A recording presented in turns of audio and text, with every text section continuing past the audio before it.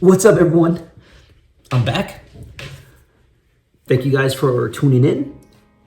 Let's go ahead and get this video started.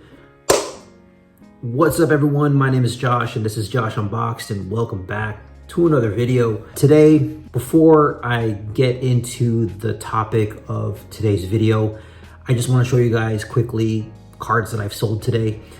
These cards will be going out to their new owners. After I film this video, I'm just gonna pack them up and get them ready to be sent off. The whole purpose of this is to kind of prove a point that you don't always have to deal with graded cards or slabbed cards in order to make a profit. You don't always have to deal with speculation in order to make profit in this hobby or in order to flip cards.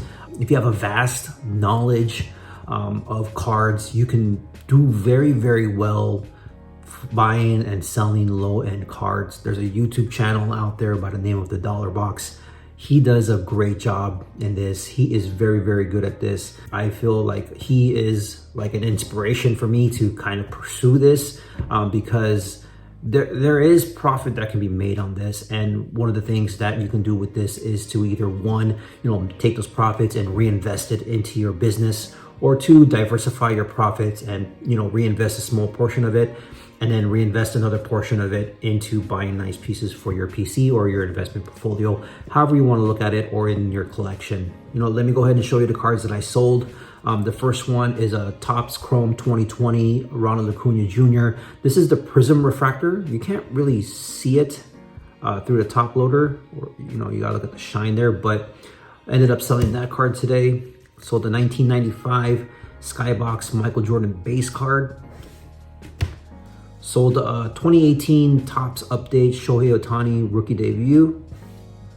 And the last card is a pretty nice card in my opinion. And that's a 2020 light blue Prism of Barry Sanders. This card looks fantastic. The color match, the light blue with the Detroit Lions jersey.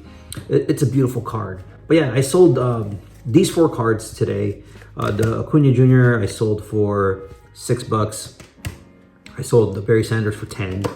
Sold the Shohei Ohtani for 9, and the Jordan for 5.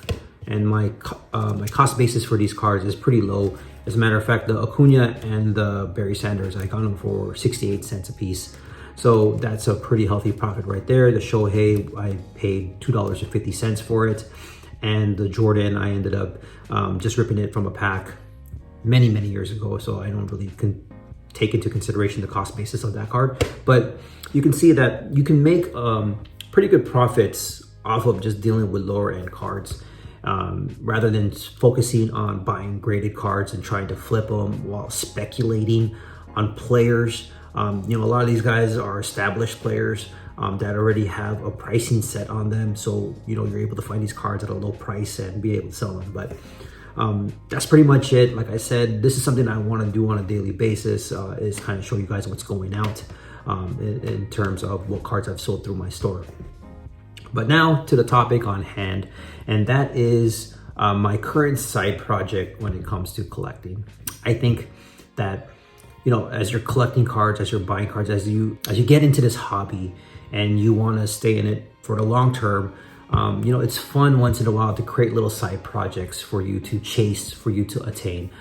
So currently, my current side project are these cards, the 1997 EX 2001 cards. My goal is to complete the base set on it. I know you're probably thinking that's not that hard of a task. I can easily go on eBay, buy a complete set, have it mailed to my door, or go in there, buy single cards that I'm missing, and have it mailed to my door. But I'm gonna add a little twist to it, and it's something that I think it will be fun. And is that I want to build this set by finding every card out in the wild. And what I mean is like going to card shows, going to various card shops, finding these cards and just buying them to add to the collection, to build the set. I think that adds an element of the thrill, the chase, that sense of excitement when I'm able to find a card and add it to my collection. I think that's what makes it fun. I think that's what makes this hobby fun, is having these little side projects something for you to chase and get excited about. Because when you find one of these cards out in the wild, let's say if it's a card you've been looking for a long time and you find it, you get that rush of excitement. And you know, once you're able to acquire that card, you feel this overwhelming sense of relief and also sense of excitement that you're able to finally add that card to your collection. But yeah, my goal is to try to complete a complete set of this EX 2001. It's one of my favorite sets of all time. As a kid, I never really had the chance to buy these cards. I mean, as a 14-year-old, these packs were pretty expensive for me. I think I consider these cards like ultra high-end premium cards. And this is coming from a kid that thought that sets like Fleer Ultra and Upper Deck were somewhat of the higher end sets. Because, you know, as a kid, when you have money to be able to put into the hobby, you kind of want to get the most bang for your buck. That's why I stuck with a lot of the lower end sets, the lower end cards, because, oh yeah, I got 12 cards per pack or 20 cards per pack or 10 cards per pack.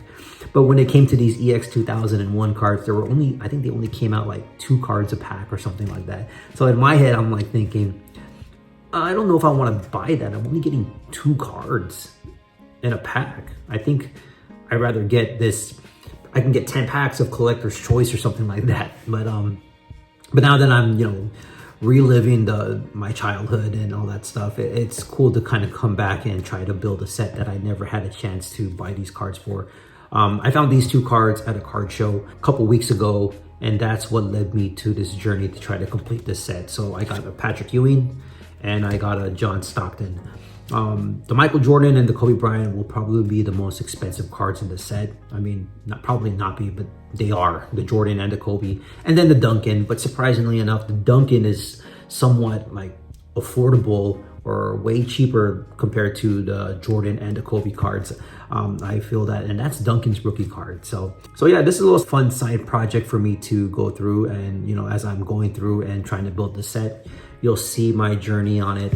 If I'm able to find them out in the wild as I'm going to card shows and I find it in one of the bargain bins, you know, I'll be there to film it and document it. If I find it at the card shop, if I go to Burbank Sports Cards and they have these in the dollar boxes or the value bargain boxes, then rest assured that I'm going to be picking it up and showing it to you guys.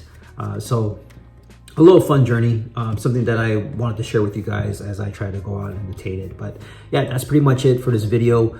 You know, if you enjoy my content, if you enjoy what I'm talking about, go ahead and hit the thumbs up button. If you haven't yet, please consider subscribing. And with that being said, my name is Josh, and I'll see you guys in the next video. Later.